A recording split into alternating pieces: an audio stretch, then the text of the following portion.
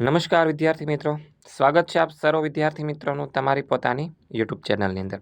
વિદ્યાર્થી મિત્રો, તારીખ 18/1/2025 જે એકમ કસોટીની જે પ્રશ્ન બેંક આવે છે તેનું સોલ્યુશન આપણે આજે લઈને આવી ગયા છીએ કે જેની અંદર ધોરણ 5 ગુજરાતી વિષયની જે એકમ કસોટી છે તેની પ્રશ્ન બેંકનું સોલ્યુશન આપણે આજે જોવાના છીએ. તો વિદ્યાર્થી મિત્રો, શરૂઆત કરીએ. જેની અંદર પ્રશ્ન નંબર 1 આપણને આપેલો છે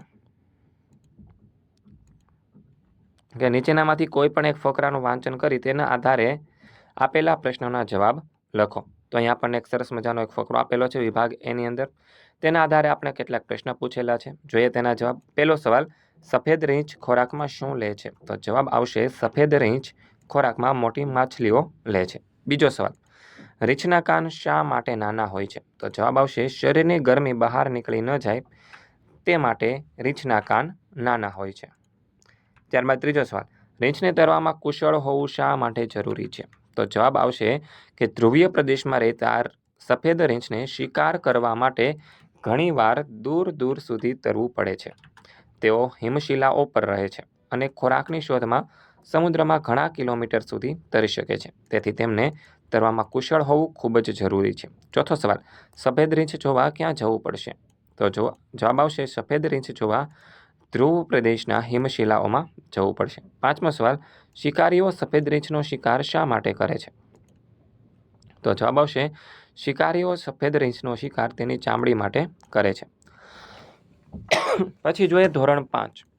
ઓરિજિનલ જે પ્રશ્ન બેંક છે તારીખ 18/1/2025ની તેમાં જે ગુજરાતી વિષય છે તેની પીડીએફ છે. આ જે એકમ કસોટીની જે પ્રશ્ન બેંક આવે છે તેના પીડીએફ જોઈતી હોય સોલ્યુશન સાથે તો તમે તેને બે રીતે મેળવી શકો છો. એક, આપણી એપ્લિકેશન ઓશન કોચિંગ ક્લાસીસ પર તેની પીડીએફ મુકાઈ ગઈ છે, અને બીજું માધ્યમ છે વોટ્સઅપ દ્વારા. અહીં તમને કોન્ટેક્ટ નંબર આપવામાં આવેલો છે 6354827383.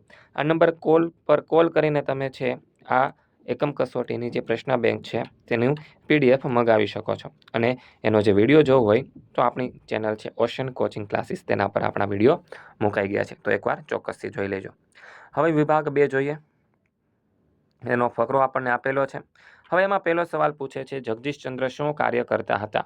તો જવાબ આવશે જગદીશચંદ્ર બોઝ એક વૈજ્ઞાનિક હતા. તેઓ વનસ્પતિઓ અને તેમની વૃદ્ધિ વિશે અભ્યાસ કરતા હતા. બીજો સવાલ, જગદીશચંદ્રે કઈ બાબતની શોધ કરી હતી? તો જવાબ આવશે જગદીશચંદ્રે વનસ્પતિઓમાં પણ જીવ હોય છે એ બાબતની શોધ કરી હતી. ત્રીજો સવાલ, જગદીશચંદ્રએ કઈ બાબતનો દાવો કર્યો હતો? તો જવાબ આવશે કે જગદીશચંદ્રએ દાવો કર્યો કે જો વનસ્પતિને વિષ આપવામાં આવે તો તે પણ માનવીની જેમ મરી જાય છે. ચોથો સવાલ, વિજ્ઞાનીઓ કઈ શરતે પ્રયોગ કરવામાં સંમત થયા?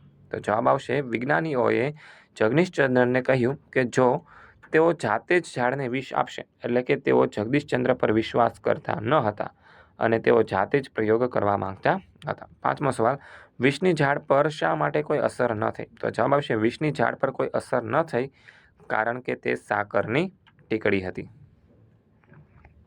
પછી જોઈએ વિભાગ 3નો ફકરો. હવે તેના પ્રશ્નો જોઈએ. પહેલો સવાલ, રાહુલ કેમ લઘુતા ગ્રંથિથી પીડાતો હતો? તો જવાબ આવશે રાહુલને 50 થી 55% આવતા હતા, એટલે તે લઘુતા ગ્રંથિથી પીડાતો હતો. બીજું, માતા પિતાના વર્તનની તેના પર કેવી અસર થઈ? તો જવાબ આવશે રાહુલના માતા પિતા તેના પર દબાણ ન કરતા. જ્યારે તેનો ઓછા માર્ક્સ આવતા ત્યારે પણ તેઓ તેને ખીજાતા નહોતા, પરંતુ તેને પ્રોત્સાહન આપતા હતા. તેઓ રાહુલને સમજાવતા હતા કે દરેક વ્યક્તિમાં કોઈને કોણ ગુણ હોય છે અને તેને તે ગુણ વિકસાવવો જોઈએ. આનાથી રાહુલને પોતાના પર વિશ્વાસ થયો અને તેને પોતાની શક્તિઓને ઓળખી. ત્રીજો સવાલ, સૌપ્રથમ રાહુલે ક્યાં સફળતા મેળવી? તો જવાબ આવશે સૌપ્રથમ રાહુલે તાલુકા કક્ષાની ચેસ સ્પર્ધામાં પ્રથમ આવીને સફળતા મેળવી. ચોથો સવાલ, રાહુલને માતાના કયા શબ્દો યાદ રહ્યા હતા? તો જવાબ આવશે રાહુલને માતાના શબ્દો યાદ રાખ્યા હતા કે તું હજુ મહેનત કર, તને જરૂર સફળતા મળશે. પાંચમો સવાલ, આ ફકરાને કયું શીર્ષક આપી શકાય? તો જવાબ આવશે નિષ્ફળતા એ સફળતાની ચાવી છે. આવું લઘુતા ગ્રંથિથી સફળતા તરફ. ત્યારબાદ પ્રશ્ન નંબર 2, કૌંસમાં આપેલા શબ્દોનો યોગ્ય ઉપયોગ કરી ઉદાહરણ મુજબ 5-7 લીટીની સંવાદની રચના કરો. તો અહીં સરસ મજાનું આપણને એક ઉદાહરણ આપેલું છે. હવે એમની અંદર વિભાગ 1 જોઈએ. એમાં આપણને 5 શબ્દ આપેલા છે: રમત, ક્રિકેટ, તાલીમ, ઇનામ, આયોજક અને સ્પર્ધક. તો આયોજક જોઈએ. સ્વાગત છે, આજે અમે ક્રિકેટ રમતમાં સ્પર્ધા યોજી રહ્યા છીએ. સ્પર્ધક કહ્યું, મેં આ સ્પર્ધા માટે ખૂબ તાલીમ લીધી છે. આયોજક, ખૂબ જ સારું, આ વખતે શ્રેષ્ઠ પ્રદર્શન કરનારને ઇનામ આપવામાં આવશે. સ્પર્ધક કહે છે, હું તો પૂરી મહેનતથી રમવા માટે તો આ જીવન માટે તૈયાર છું. તો આયોજક કહે છે, ખૂબ જ સરસ, આ સ્પર્ધામાં શ્રેષ્ઠ ખેલાડીને ઇનામ મળશે. ત્યારબાદ આગળ જોઈએ. વિભાગ 2, દુકાનદાર શું કહે છે? ગ્રાહક છે, ઉધાર છે, સમાન છે, વાજબી અને પૈસા, આ 6 શબ્દો છે. તો જોઈએ તેના આધારે જવાબ. દુકાનદાર કહે છે, નમસ્તે, કેવી રીતે મદદ કરી શકું? તો ગ્રાહક કહે છે, નમસ્તે, મારે થોડી વસ્તુ ખરીદવાની છે. દુકાનદાર કહે છે, શું સામાન જોઈએ છે? તો ગ્રાહક કહે છે, હા, મને એક સારી બેગ અને જીન્સ જોઈએ છે. દુકાનદાર, આ ખરીદવા માટે તમારે પહેલાં ઉધાર પૈસા ચૂકવવા પડશે. તો ગ્રાહક કહે છે, સારું, હું વાજબી કિંમતે પૈસા ચૂકવીશ અને બંને વસ્તુ લઈશ. વિભાગ 3 જોઈએ. તેના આપણને શબ્દ આપેલા છે. રીંછ, સિંહ, આમંત્રણ, ઘેર, ખુશ અને મધ. તો રીંછ કહે છે, નમસ્તે સિંહભાઈ, તમે કેમ છો? તો સિંહ કહે છે, નમસ્તે રીંછ, હું તો ઠીક છું, તમે શું કરી રહ્યા છો? તો રીંછ કહે છે, હું આજે તમને મારા ઘેર આમંત્રણ આપવા આવ્યો છું. તો સિંહ કહે છે, આ રીતે આમંત્રણ આપ્યું તેથી મને કંઈક ખૂબ ખુશી થઈ. તમે કઈ શુભેચ્છા લાવ્યા છો? તો રીંછ કહે છે, હું આ સુંદર મધપૂડો લઈને આવ્યો છું, જે તમે ખાવાનો આનંદ માણી શકો છો. તો સિંહ કહે છે, આ તમારો પ્રેમ અને સ્નેહ માટે હું ખૂબ જ આભારી છું. પ્રશ્ન નંબર 3, નીચેનામાંથી કોઈ પણ એક વિભાગ પસંદ કરી શક્ય હોય તેટલા વિરોધી અર્થમુખી વાક્ય બનાવો. પહેલું છે, ટેબલની નીચે ધોળી બિલાડી છે. તેનો જવાબ આવશે, ટેબલની ઉપર કાળી બિલાડી છે. બીજું, નબળા વિદ્યાર્થીઓ શાળામાં અનિયમિત અને ગેરહાજર રહે છે. તો જવાબ આવશે, હોશિયાર વિદ્યાર્થીઓ શાળામાં નિયમિત હાજર રહે છે.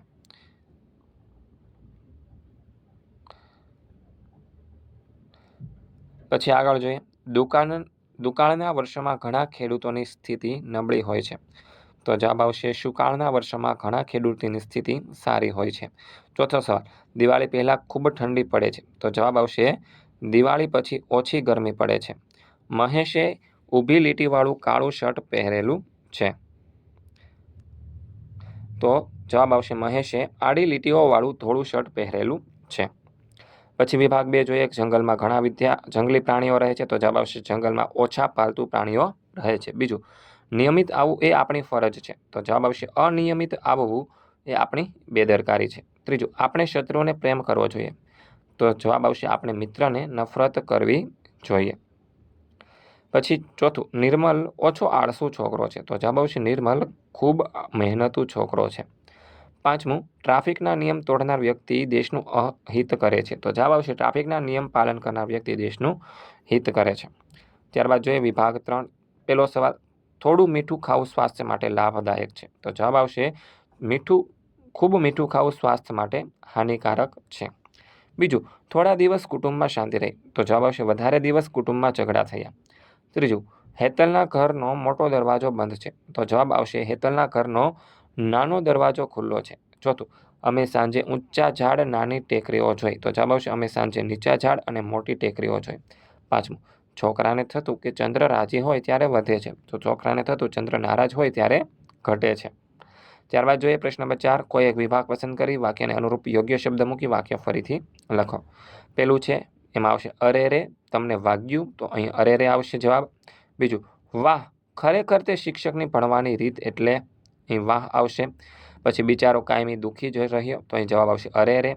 પછી ચોથી ખાલી જગ્યાનો જવાબ આવશે ઓહ, મારા કહેવાથી આટલું બધું ખોટું લાગ્યું.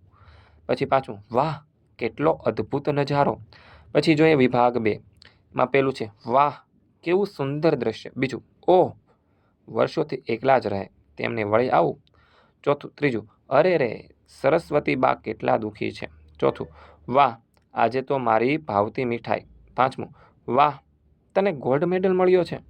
વિભાગ 3 જોઈએ. પેલું, વાહ, તેનું દરેક કામ ખરેખર સુંદર હોય છે. બીજું, અરે રે, મણિબાના દુઃખનો અંત જ ના આવ્યો. ત્રીજું, અરે રે, હવે તો હું કંટાળી જ ગઈ છું. ચોથું, અરે રે, આ દુઃખના દહાડા જાય તો સારું. અને પાંચમામાં આવશે, વાહ, કેવું મધુર ગીત છે.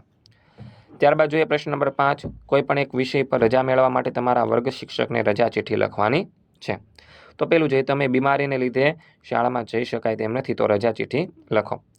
18/1/2025 સરદાર પટેલ વિદ્યાભવન. વિષય છે, બીમારીને લીધે શાળામાં રજા લેવા બાબતે આદરણીય ભરત સર. સાદર જણાવું છું કે હું આજે બીમાર હોવાથી શાળાએ આવી શકું તેમ નથી. મને તાવ અને શરદી થઈ છે. ડૉક્ટરે મને 2 દિવસ આરામ કરવાની સલાહ આપી છે. આથી મારી ગેરહાજરી માટે કૃપા કરીને મને રજા આપવા વિનંતી છે. હું શક્ય તેટલી જલ્દી શાળામાં પાછી આવીશ અને ચૂકી ગયેલો અભ્યાસ પૂરો કરીશ. આપ શ્રીની વિદ્યાર્થીની ઈશા. ત્યારબાદ બીજો સવાલ છે, તમારી મામાની દીકરીના લગ્ન હોવાથી શાળામાં જઈ શકાય તેમ નથી. તો જવાબ આવશે તારીખ 18/1/2025 તપોવન વિદ્યાલય. વિષય છે મામાની દીકરીના લગ્ન હોવાથી શાળામાં રજા લેવા બાબતે. આદરણીય યોગેશ સર, સાદર જણાવું છું કે મારી મામાની દીકરીના લગ્ન હોવાથી 19/9/2025 થી 21/9/25 સુધી તારીખ સુધી શાળાએ આવી શકું તેમ નથી. મારા મામાનું ઘર રાજકોટ આવેલું છે. ત્યાં તારીખ 20/9/2025 લગ્નનું આયોજન થયું છે. આ પ્રસંગે પરિવારના તમામ સભ્યો હાજરી જરૂરી છે. આથી મારી ગેરહાજરી માટે કૃપા કરીને મને રજા આપવા વિનંતી. હું શક્ય તેટલો જલ્દી શાળામાં પાછો આવીશ અને ચૂકી ગયેલો અભ્યાસ પૂરો કરીશ. આપનો વિદ્યાર્થી રાહિલ. ત્યારબાદ ત્રીજું, તમારે મિત્ર સાથે વોટર પાર્કમાં જવાનું હોવાથી શાળામાં જઈ શકાય તેમ નથી. તારીખ 18/1/25 ભગવતી વિદ્યાલય. વિષય મિત્ર સાથે વોટર પાર્કમાં જવાનું હોવાથી શાળામાં રજા લેવા બાબતે. આદરણીય રૂપેશ સર, સાદર જણાવવાનું કે 19/1/25 તારીખે મારા મિત્ર સાથે વોટર પાર્ક જવાનું હોવાથી હું શાળાએ આવી શકું તેમ નથી. મારા મિત્ર સાથે ડાયમંડ સિટી વોટર પાર્ક જવાનું આયોજન છે. અમે તારીખ 20/1/2025 સવારે 6 વાગે નીકળીશું. આથી મારી ગેરહાજરી માટે કૃપા કરીને મને રજા આપવા વિનંતી છે. હું શક્ય તેટલો જલ્દી શાળામાં પાછો આવીશ અને ચૂકી ગયેલો અભ્યાસ પૂરો કરીશ. આપનો વિદ્યાર્થી સાગર.